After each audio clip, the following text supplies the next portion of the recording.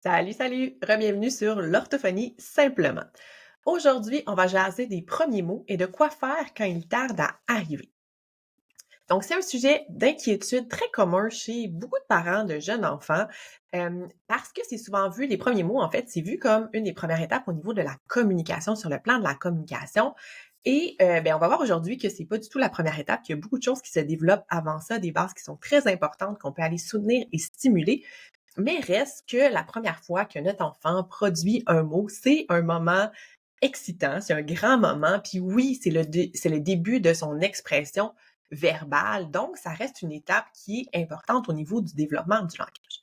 Hem, c'est aussi, en fait, un moment où les parents, sont parfois inquiets, mais savent pas trop quoi faire avec ça, dans le sens où c'est une inquiétude qui est plus légère. Donc, j'aimerais ça que mon enfant dise ses premiers mots. Il est rendu peut-être à 16 mois, il parle pas encore. Habituellement, on s'attend à ce que les premiers mots soient alentour de 1 an, mais c'est pas si pire que ça. Donc, il y a beaucoup ça. Puis, tu sais, souvent, on a le discours de: «Il faut pas nécessairement s'inquiéter, l'enfant, il est jeune». Il y a plein aussi de fausses croyances par rapport à ça, en lien avec le reste du développement. S'il est très moteur, il va parler plus tard, et cetera. Donc, il y a encore beaucoup de fausses croyances qui circulent à ce niveau-là, mais reste que c'est pas nécessairement une grosse inquiétude. C'est pas nécessairement de se dire, par exemple, mon enfant, il a 16 mois, il parle pas encore ou il dit un ou 2 mots. C'est pas nécessairement là qu'on va, aller, appeler, chercher un professionnel, chercher de l'aide. Puis en fait, je le recommande pas, en fait, je le recommande rarement, je vais dire ça comme ça, de consulter, une orthophoniste pour une évaluation là, plus classique dans un bureau, tout ça, pour un jeune enfant, de cet âge-là. Je dis pas qu'il faut pas faire quelque chose, qu'il faut pas intervenir, soutenir à ce moment-là. Je suis une fan de la prévention, de l'intervention précoce. Donc oui, on peut faire quelque chose, mais c'est pas nécessairement de prendre le téléphone, d'appeler dans une clinique d'orthophonie puis d'essayer de trouver un rendez-vous avec une orthophoniste parce que notre enfant de 16 mois n'a pas produit son premier mot. Il y a beaucoup, beaucoup de choses qu'on peut faire avant. Puis je vous dirais qu'à cet âge-là, la majorité des choses qu'on va faire, c'est des actions qu'on va prendre dans le quotidien, dans la vie de tous les jours. Et donc, à part vous donner des trucs, des stratégies, des conseils, l'orthophoniste ne va pas nécessairement intervenir directement auprès d'un enfant. Puis là, je parle vraiment de cet âge-là et je parle vraiment pour les premiers mots. S'il y a autre chose associée à ça, une condition médicale associée, s'il y a d'autres difficultés au niveau, par exemple, oromotrice, etc., on est ailleurs. Mais là, je parle vraiment au niveau du langage si l'enfant ne produit pas les premiers. Donc, en fait, puis je le sais que c'est un sujet qui, pour lequel les parents recherchent beaucoup d'informations parce qu'il y a un article sur mon blog. D'ailleurs, si vous préférez lire, vous pouvez aller consulter directement l'article de blog. J'ai fait un article de blog, puis c'est un article qui est lu des milliers de fois à chaque mois, en lien avec justement le développement des premiers mots, puis qu'est-ce qu'on peut faire si notre enfant parle pas. Donc, j'ai aussi créé un mini coup de pouce en orthophonie. Donc, si vous n'êtes pas familier avec mon univers, j'ai des mini coups de pouce en orthophonie. C'est des petits mini formations pour les parents. C'est des petites capsules vidéo avec des trucs, conseils, stratégies. Il y a des petits exercices, des activités que vous pouvez faire avec votre enfant dans le quotidien, dans la vie de tous les jours pour aller soutenir, stimuler le langage. Donc, les mini coups de pouce, c'est vraiment quand on a une petite inquiétude, qu'on voudrait faire quelque chose, qu'on sent que c'est peut-être pas aussi facile que ça pourrait l'être. Tu sais, veux pas, des fois, on compare avec les autres enfants. Chaque enfant a son propre rythme, se développe à sa façon, etc. Mais reste que, veut pas, on va regarder autour de nous, les autres enfants dans le groupe du milieu de garde parlent plus que notre enfant, etc. Fait que ça sert à ça les mini coups de pouce. Puis j'en ai fait un spécialement sur les premiers mots. Fait que les premiers mots et tout ce qui vient avant. Donc, si vous avez des inquiétudes par rapport à ça, je vais vous donner plein de conseils, de trucs aujourd'hui. Mais dans les mini coups de pouce, je vais beaucoup plus loin. Il y a aussi la possibilité de me poser des questions auxquelles je réponds par messagerie vocale. Et il y a aussi la possibilité de prendre une rencontre avec moi si jamais vous mettez toutes les choses en place, les informations qu'il y a dans le mini coup de pouce, les trucs, les stratégies, et que vous voyez que ça reste difficile, ça débloque pas. Il y a peut-être des choses qu'on peut aller faire aussi au niveau de vous, comment vous intervenez auprès de votre enfant. Hein. Des fois, quand on veut beaucoup comme parent, il y a comme une petite pression qui se crée. On va encourager notre enfant à communiquer. Des fois, il peut un peu je vais dire se braquer ou pas nécessairement vouloir. Bref, il y a comme plein de choses qu'on peut regarder en arrière de ça, aussi au niveau de l'interaction, des petites choses que moi, je peux observer avec mes yeux d'orthophoniste, que peut-être vous, comme parent avec vos connaissances, vous n'arrivez pas à détecter, qui peut faire une grosse différence sur le développement du langage des enfants. Bon, ceci étant dit, on va commencer par voir ensemble, comprendre ensemble, c'est quoi un mot? OK? Qu'est-ce qui compte vraiment comme les mots? Puis là, si vous êtes au Québec, Puis vous passez par le programme Agirto. Donc, ils vont demander à la rencontre de vaccins de 18 mois, c'est combien de mots produit votre enfant, etc. Fait que c'est important de comprendre qu'est-ce que c'est un mot. Parce que des fois, quand j'explique aux parents qu'est-ce qui va compter comme un mot, pouf, le nombre de mots vient d'exploser. OK? On partait de peut-être un ou deux mots à ben finalement, il en produit 15, 20. Ah, parfait, on est plus dans ce qui est attendu pour son âge. On s'inquiète pas trop. OK? Donc, ça, c'est super important. Donc, qu'est-ce qui compte comme un mot? Je vais vous donner des critères, des indices pour déterminer si votre enfant, si c'est un mot ou pas. Fait un mot, en fait, c'est une production qui est intentionnelle, donc que l'enfant va produire de manière intentionnelle pour communiquer quelque chose, et qui est contextuel, donc qui est relié à un contexte, un objet, une situation. Donc, c'est vraiment intentionnel et c'est approprié dans le contexte. C'est pas juste quelque chose que l'enfant va, par exemple, répéter parce qu'il l'a déjà entendu, mais qui n'est pas relié au contexte actuel. C'est vraiment, je vois un objet, je vis une situation, je vois une personne et je produis le mot. OK? Donc, ça, c'est important. Ensuite de ça, le mot doit être utilisé de manière constante, plusieurs fois. OK? Donc, ça ne veut pas dire que c'est le bon mot. OK? Donc, j'explique ce que je veux dire par le bon mot. Par exemple, si vous avez un chien qui s'appelle Maya et que votre enfant pointe le chien et dit Baba, pour nommer Maya et qu'à chaque fois qu'il voit Maya ou un autre chien, parce qu'à cet âge-là, bon, ça peut être un peu difficile pour eux, mais par exemple, il voit votre chien, il dit Baba, à chaque fois, c'est une production qui est constante. C'est pas le bon mot, hein, mais c'est une production qui est constante pour représenter ici un concept qui est le chien et qui est contextuel. Donc, il le dit quand il voit le chien ou quand il veut voir le chien ou etc. Et vous voyez un petit peu. Donc, ça. Fait que ça veut pas dire que la production, elle ressemble au mot. Hein. Des fois, les enfants, quand ils sont petits, faut garder en tête, en fait, qu'au niveau du développement des sons de la parole, il y a des sons qui arrivent beaucoup plus tard au niveau du développement. Donc, il y a certains sons que les enfants produisent pas du tout à cet âge-là. C'est tout à fait normal. Donc, les sons qui sont, en fait, les plus fréquemment produits à cet âge-là, c'est justement les sons P, B et me. C'est les sons qui sont le plus faciles à produire et éventuellement viennent s'ajouter à ça tous les sons qui sont T, D et ne. Et tout ça va être accompagné de voyelles. Donc, c'est sûr que s'il y a un mot avec un re dedans, avec même un le, un se, un fe, c'est des mots qui sont très, très souvent transformés. Donc, si la production, elle est constante pour un objet, un contexte, une situation, on le compte quand même comme un mot. Puis là-dedans, on va compter aussi tout ce qui est, mettons, les sons. OK, les sons. Fait que si l'enfant dit wouf pour représenter un chien, ça va. Si l'enfant fait vroom vroom quand il va, par exemple, déplacer sa voiture ou pour signifier une voiture, il prend la voiture puis il fait vroom vroom, à ce moment-là, ça va aussi compter comme un. OK, donc on garde ça en tête. Donc, si vous regardez le nombre de mots que votre enfant produit, en ayant ça en tête, ça se peut que le nombre de mots augmente. OK? Donc, c'est quoi les attentes, OK? Ben, c'est quoi là, en fait, les facteurs ou qu'est-ce qui va influencer l'apparition des premiers mots puis le fait que l'enfant va s'exprimer avec des mots. Donc, il y a des enfants, en fait, au début, quand les enfants sont jeunes, là, pour communiquer, pour s'exprimer, ils vont utiliser des pleurs, des cris, éventuellement, ils vont utiliser des gestes simples, ils peuvent pointer, ils peuvent tendre les bras, tout ça. Et éventuellement, il y a des mots qui vont apparaître là-dessus. Donc, il y a des fois, en fait, il y a des enfants qui vont juste utiliser ces stratégies-là pour communiquer et se faire comprendre de cette façon-là et verront pas nécessairement l'intérêt d'utiliser des mots pour communiquer. OK? Donc, à ce moment-là, c'est comme si, quand je pointe quelque chose, je l'obtiens, donc ça fonctionne bien, j'arrive à me faire comprendre, j'arrive à interagir. Je dirais que la plupart des enfants, éventuellement, vont se rendre compte par eux-mêmes que c'est beaucoup plus efficace de dire lait ou pomme que de pointer quelque chose puis d'espérer que l'adulte ou l'autre personne qui est là va comprendre notre besoin et y répondre adéquatement. C'est beaucoup plus efficace d'utiliser des mots précis pour communiquer. Les enfants le réalisent assez vite, je vous dirais. Mais reste que quand la communication comme ça, gestuelle et fonctionnelle, ben, pour certains enfants, c'est suffisant, puis ils vont pas nécessairement, à court terme ou quand ils sont très jeunes, produire des mots. Donc, c'est quoi les attentes en lien avec, mettons, la production des mots? Donc, ce qu'on s'attend, OK? Puis là, je vais vous dire, il y a comme 2 critères. Fait que je vais dire, les premiers mots apparaissent environ vers 1 an, vers 12 mois, des fois un petit peu avant, des fois un petit peu après. Sinon, on s'attend à ce qu'à l'âge de 18 mois, les enfants produisent en moyenne. OK? Donc, si on prend tous les enfants de 18 mois, en moyenne, on est aux alentours de 50 mots produits.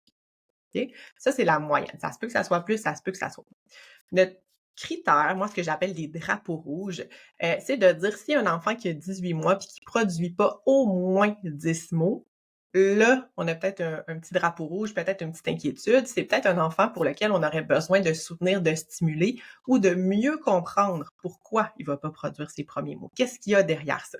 Est-ce qu'il manque des habiletés en arrière? Est-ce qu'il manque des bases en arrière pour produire ces mots-là? Parfois aussi, puis là, je dis parfois, dans certains cas, il y a pas de panique ici, un enfant qui va pas produire, de mots, qui s'exprime pas verbalement quand il est très jeune, il peut avoir une autre difficulté associée en arrière ça, d'autres enjeux spécifiques, par exemple en lien avec la communication de façon plus globale. Donc ça. Sinon, ben, c'est sûr que l'enfant, il faut qu'il soit dans un milieu qui est stimulant. Ce qui est le cas dans la grande majorité des cas. Si vous m'écoutez ici, je pense pas que votre enfant ne soit pas bien stimulé, mais reste que l'enfant doit être dans un milieu qui est soutenant, qui est stimulant, dans lequel il a accès à du langage qui est simple, qui est adapté, que les personnes vont justement prendre le temps de faire des petites stratégies dont je vais vous parler tantôt, mais parler simplement, attirer son attention quand on leur parle. Donc, un enfant qui est bien stimulé a plus de chances, évidemment, de bien développer son langage. Je pense que je vous apprends rien ici. Donc, voilà. Puis, petit point important, le multilinguisme, bilinguisme va pas nuire à l'apparition des premiers mots. Donc, ça, c'est une fausse croyance qui existe encore beaucoup. Donc, le fait qu'un enfant soit exposé à plusieurs langues, à la maison, à la garderie, etc., va pas nécessairement nuire à l'apparition des premiers mots. L'enfant pourrait produire, par exemple, des mots dans plusieurs langues différentes en fonction du contexte de quand il l'a appris, mais c'est pas ça qui va retarder le développement de son langage. Voilà. Sinon aussi, dans les défis là, qui peuvent être associés à une production tardive des premiers mots, il y a aussi tout ce qui est les pertes auditives. Donc, un enfant qui entendrait pas bien, soit parce qu'il y a vraiment une perte auditive centrale, donc un problème au niveau de son audition centrale, il entend pas bien, ou une perte auditive qui est peut-être plus ce qu'on appelle la conduction, donc temporaire, donc par exemple il y a des otites, du liquide derrière les tympans, etc. C'est sûr que si l'enfant entend pas bien ou entend comme si, on dit souvent comme s'il était dans une piscine ou s'il y avait du jello dans les oreilles, ça veut faire en sorte que il perçoit moins les sons dans les mots, etc. Et donc, ça se peut que ça soit plus difficile pour lui de produire ses premiers mots au début s'il n'entend pas bien. Donc, tout ça, c'est des facteurs à garder en tête. Puis en fait, justement, quand on a une inquiétude, il faut aller voir un petit peu tout ça. Hein? Qu'est-ce qui pourrait causer les défis au niveau de la production des mots? Donc, voilà. Fait que petits signes à surveiller, moi j'appelle ça des petits drapeaux jaunes, des petits drapeaux rouges, tout ça. Donc, sans paniquer toujours, mais des signes à surveiller. Donc, si l'enfant n'utilise pas de gestes communicatifs avant 12 mois, c'est un petit point d'interrogation. Donc, des gestes communicatifs, justement, ça pourrait être pointer, tendre les bras, amener, prendre la main pour nous montrer quelque chose, ou attirer notre attention d'une certaine façon. Donc, s'il n'y a pas de gestes comme ça communicatifs, on peut vous parler, commencer à faire des bye-bye, ce genre de choses-là, intentionnelles, encore une fois, toujours. Petit point d'interrogation, on essaie de voir, est-ce qu'on justement dans nos précurseurs à la communication dont je vais vous parler après.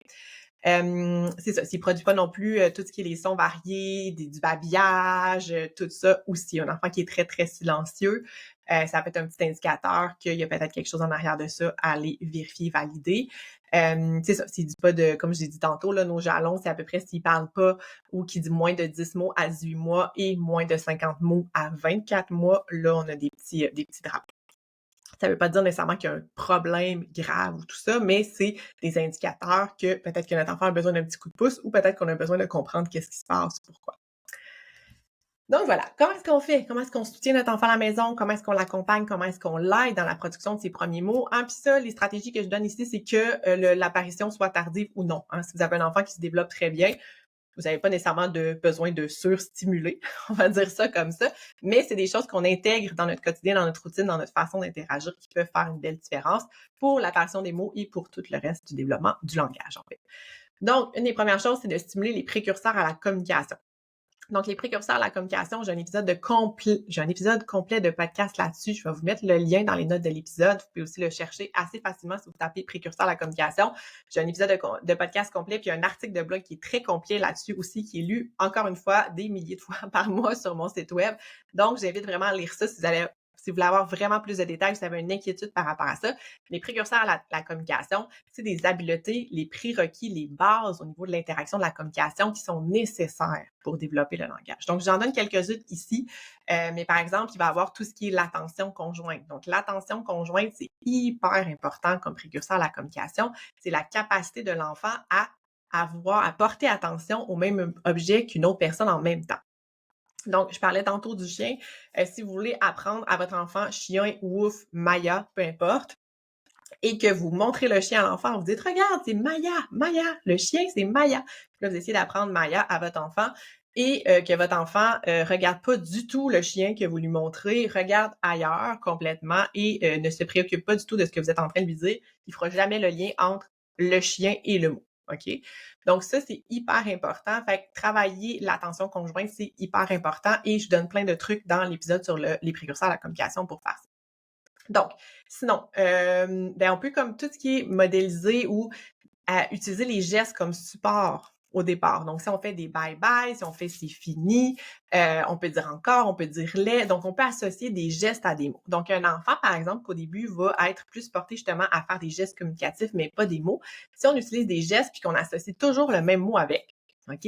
Par exemple, on dit, je sais pas, c'est fini, tu as fini, puis on fait ça à chaque fois quand il a fini son jeu, quand il a fini son assiette, quand il a fini de s'habiller, etc.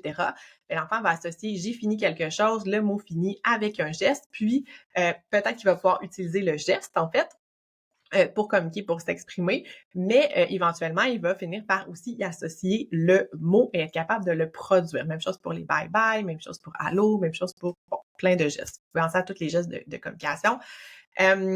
Sinon, on peut créer des opportunités de communication. Donc, je disais tantôt, un enfant qui va être capable de se faire comprendre facilement sans utiliser des mots, il y a moins besoin, je vais dire ça comme ça. Il y a des enfants qui adorent ça. Les enfants qui n'ont pas de défi, là, ils adorent ça communiquer, puis eux, s'ils peuvent parler le plus possible, puis dire des mots, puis tout ça, sont hyper contents, sont fiers de dire des mots et tout ça, mais il y en a pour qui, bon, l'intérêt est peut-être un petit peu moins là. Okay? Il y a vraiment juste ça.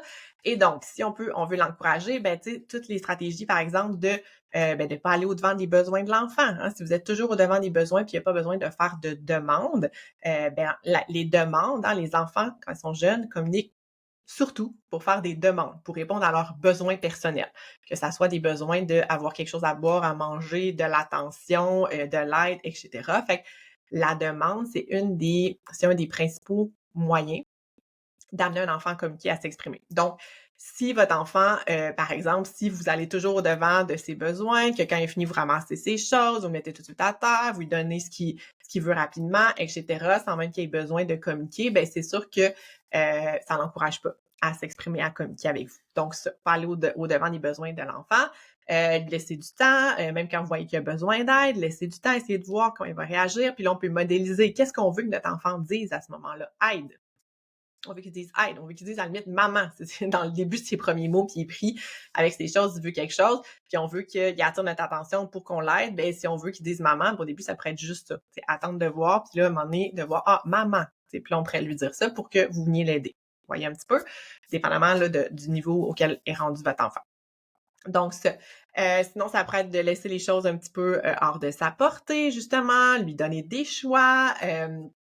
Quand ça peut être quand on veut manger, ou tu sais, est-ce que tu veux une pomme ou une banane? C'est un exemple que je donne toujours, mais c'est hyper facile. Tu as les deux dans tes mains, pomme, banane, une banane, puis on répète les mots pomme, banane. Puis là, on va pas nécessairement attendre que l'enfant se fâche pour lui donner, mais reste qu'on l'expose, on attire son attention vers la pomme. Ah, regarde une pomme, est-ce que tu veux la pomme? Puis on lui montre la pomme, on dit plusieurs fois le mot en lien avec l'objet, etc. Donc ça, c'est quelque chose qu'on peut faire aussi.